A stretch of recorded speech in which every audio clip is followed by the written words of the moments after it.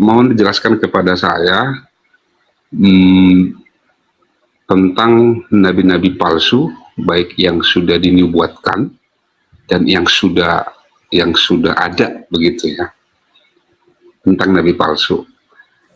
Tentu di dalam kekristenan Pak, tetapi memang saya mau belajar karena kenapa? Saya jemaat biasa, duduknya pun di belakang Pak Host, jadi saya harus bertanya banyak gitu. Itu pertanyaan saya terakhir Pak, tentang nubuatan dan yang sudah ada begitu, tentang nabi-nabi palsu di dalam kekristenan. Makasih. Mungkin mau sekalian, Pastor Cipto? Menarik ya. Oke. Jadi ini deretan sekian dalil ya, mungkin ada 20 lebih dalil yang sebentar akan saya bacakan. Dan ini tidak berbicara iman lain, jadi tidak dalam rangka mengelok agama lain atau iman lain, tetapi menyatakan apa yang tercatat dalam Alkitab. 2 Petrus 2 ayat 2 mengatakan, nabi palsu itu menyukai hawa nafsu, karena itu dia mengajarkan tentang hawa nafsu.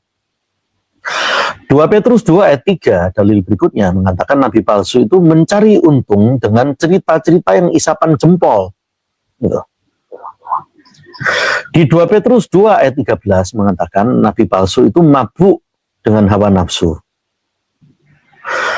Lalu di Mika 3 ayat 5 mengatakan bahwa nabi palsu sukanya mencari perang, mencari uang untuk makan, artinya untuk rampasan, barulah dia mau berdamai. Mika 3 ayat 5 mengatakan itu. Di Galatia 1 ayat 6-8 mengatakan nabi palsu itu memutarbalikkan Injil, mengatakan Tuhan Yesus tidak disalib, atau mengatakan Injil palsu. Amos 3 ayat 7 mengatakan nabi itu mendengar langsung suara Tuhan. Jadi jika tidak langsung mendengar suara Tuhan, berarti itu bukan nabi. Amos 3 ayat 7 mengatakan itu. Jika melalui misalnya dia merasa melalui malaikat atau yang lain. Imamat 26 ayat 1 mengatakan nabi palsu juga mengajarkan menyembah batu berukir. Sekali lagi ini apa yang tercatat dalam Alkitab ya. Karena itu di Bilangan 33 ayat 52 mengatakan musnahkan batu berukir itu. Di 2 Petrus 2 ayat 4 juga mengatakan nabi palsu salah satu cirinya adalah masuk ke dalam goa-goa yang gelap. Gitu. Di 2 Petrus 2 ayat 19 dalil berikutnya mengatakan nabi palsu itu seorang hamba yang binasa tapi menjanjikan kemerdekaan.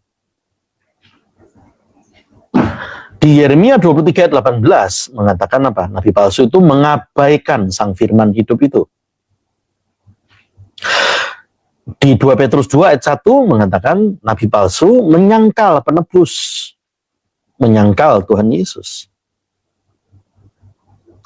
Yeremia 23 ayat 15 mengatakan salah satu ciri dari nabi palsu adalah dia mati karena diracun. Sekali lagi ini berbicara apa yang tertera di dalam Alkitab, yaitu tentang perkataan-perkataan nubuatan tentang ciri-ciri nabi palsu. Jadi nabi palsu sudah dinubuatkan dalam Alkitab sepanjang zaman itu banyak, tidak hanya dalam satu titik waktu. Gitu. Dikatakan juga di Sefanya 3 ayat 4, nabi palsu adalah nabinya dari orang-orang yang ceroboh. Gitu. Dikatakan juga dalam Yeremia 13 ayat 3 dan 6, bahwa negeri dari nabi palsu itu banjir. Itu tertera dalam Yeremia 13 ayat 3, 6, juga dalam 13 dan 15.